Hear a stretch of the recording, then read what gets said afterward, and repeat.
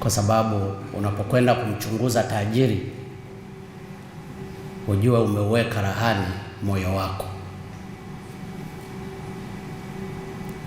Lakini wamefanya hii kazi kwa uadilifu mkubwa. Ni wabunge wa vyama mbalimbali, lakini walishirikiana kwa umoja wao kwa kutanguliza uzalendo na maslahi ya taifa letu la Tanzania. Nawashukuru sana waheshimiwa wabunge na kushukuru sana Mheshimiwa Spika pamoja na wenye viti kwa kazi hii kubwa.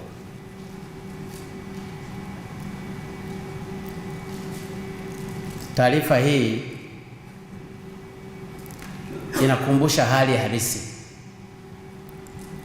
kwa jinsi taifa letu limekuwa likichezewa.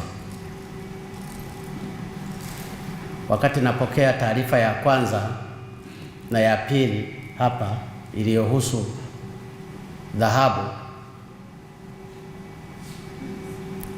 nilikuomba Mheshimiwa Spika kwamba bunge likatusaidie katika maeneo ya almasi na tanzanite.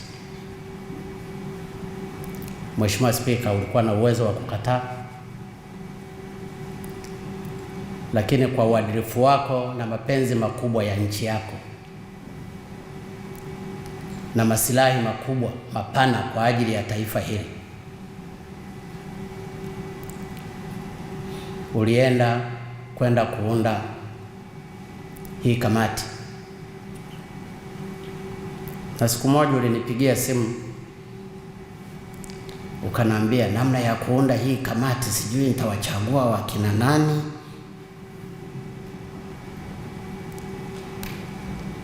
Nikakwambia Mungu atakuongoza, chagua watu ambao maslahi ni ya taifa.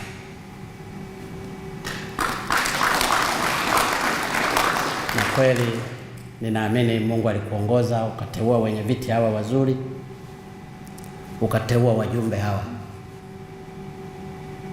Ndugu zangu, nasema kwa dhati kutoka moyoni, na wapongeza sana. Mmefanya kazi kubwa kwa ajili ya taifa hili. Nchi yetu imechezewa sana.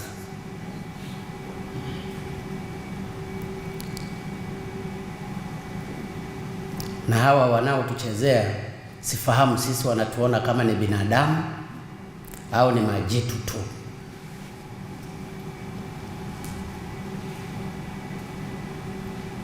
Sina uhakika kama wanajua sisi ni binadamu, kwa sababu ungejua hata kama tuna ubinadamu wa aina fulani, wangetoa hata percentage kubwa kidogo ya kuweza kuwafanya hao binadamu waishi. Ukiangalia maeneo ya machimbo au palipo na mgodi wowote, uwe wa dhahabu, uwe wa almasi au wa tanzanite, unaweza ukaona maisha ya wananchi walioko pale. Lakini angalia maisha ya jumla ya Watanzania yalivyo, shida walizonazo. Ninajua leo Watanzania wanatuangalia hapa, kila mmoja ajiangalie yeye pamoja na jirani yake wana maisha gani. Lakini ni kweli Tanzania tulitakiwa tuwe na maisha haya. Mungu alituumba akatupa na rasilimali hizi za kila aina. Tanzania kila kitu utakachogusa kipo tu. Hata ungeenda kwenye wanyama, Tanzania ndiyo ya pili duniani kwa kuwa na vivutio vingi baada ya Brazil. Kwenye madini, sisi kila mahali, mtu hata ambaye hakusomea madini akichimba anayapata. Lakini hebu angalia watu wake, maisha tulionayo. Mheshimiwa Zungu amezungumza yale yaliyochimbwa, yale mabaki tu yana thamani ya zaidi ya trilioni 2.3.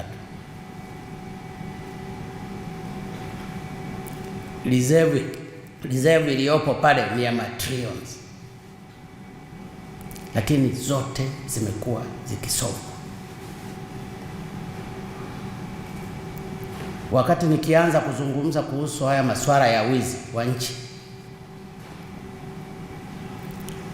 wapo wengine waliona ninazungumza tu kutoka hewani. Nataka niwaeleze, tumefanya research ya kutosha,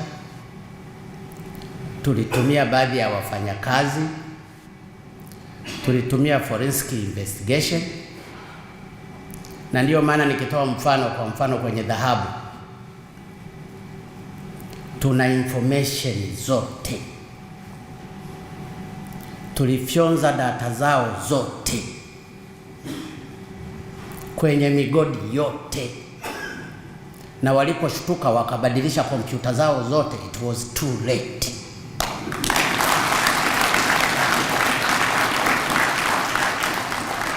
Tuna communication zao zote za email zote.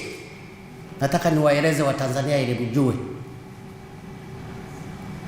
zote walivyokuwa na communicate na jinsi walivyokuwa wakipanga mikakati ya kuiba, wakishirikiana na watendaji wengine na wengine wa Tanzania.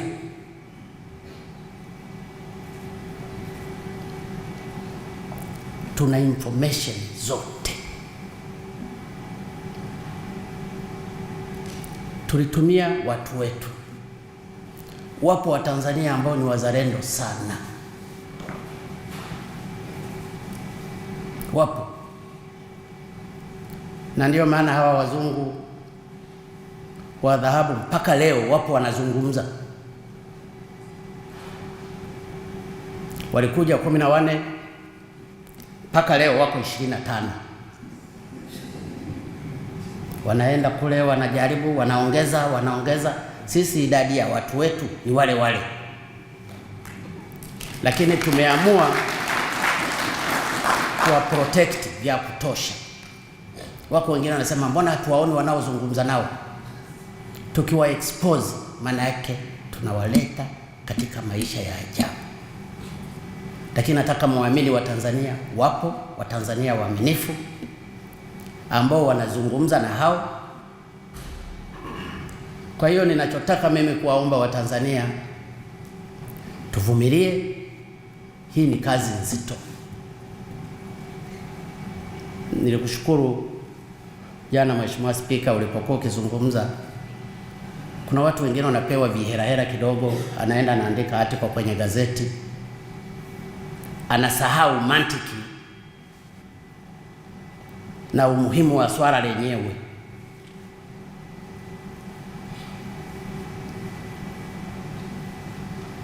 Kwa hiyo swala la uzalendo ni muhimu sana, ndugu zangu. Katika vita hivi vya kiuchumi, ukiangalia tunayofaniziwa kwa sasa hivi sisi kama nchi, ni sawasawa na kusema kwamba hatujapata uhuru.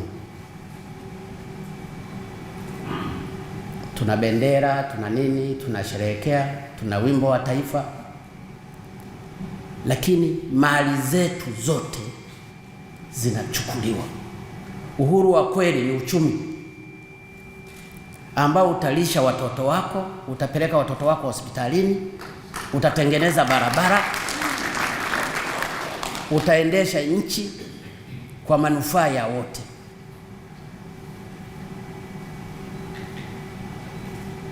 Kwa hiyo tumekuwa tukitumia baadhi ya Watanzania ambao ni wazalendo kuriski maisha yao, lakini ili tupate information. Hili swala kwa mfano la Tanzanite, najua mna flash, ngoja bado hamjanikabidhi hapa Mheshimiwa Waziri Mkuu, lakini mimi nilikuwa nayo yangu pia.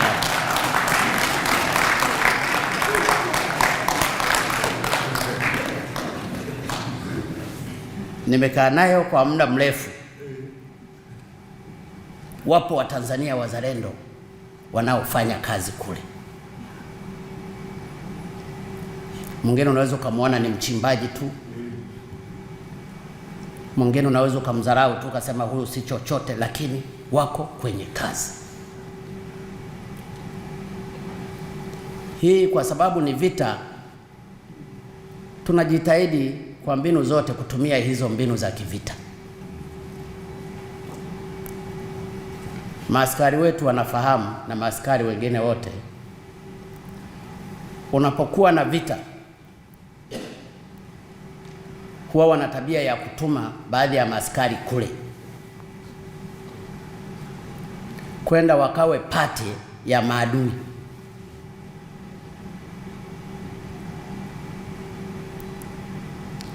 Atafanya kazi kama ni adui, hata akiamua siku nyingine kwenda kupigana, atapigana kwa upande wa adui. Na wale watu maaskari wa namna hiyo wanapokuja kujulikana, adhabu yao huwa ni kifo.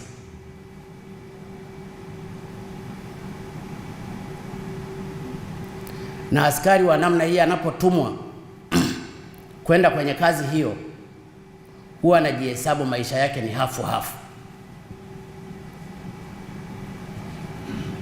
kwa sababu kuna probability nyingi za yeye kuuawa. Anaweza akauawa na maadui, lakini pia atakapotoa taarifa kwa maaskari wenzake kwamba tuko mahali fulani, labda bondeni, wale wenzake watakapoanza kushambulia wale maadui, uwezekano wa yeye kushambuliwa nao upo mkubwa. Na saa nyingine maadui wanapotekwa, asipoangalia anaweza akauawa na watu wake, mpaka pawepo na mtu ambaye atasema jamani, huyo ndiye mwenzetu. Na inawezekana anaweza akatambulishwa hivyo wakati ameshasulubiwa vya kutosha. Sasa nataka niwaambie kiukweli tu, katika mchakato huu wapo wenzetu tuliowatuma.